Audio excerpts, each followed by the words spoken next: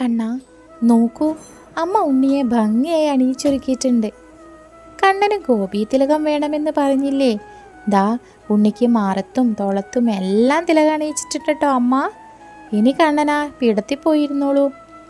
അമ്മേ, ഉണ്ണി ഇവിടെ ഇരുന്ന ചങ്ങാതിമാർ വരുമ്പോൾ ആര് സ്വീകരിക്കും?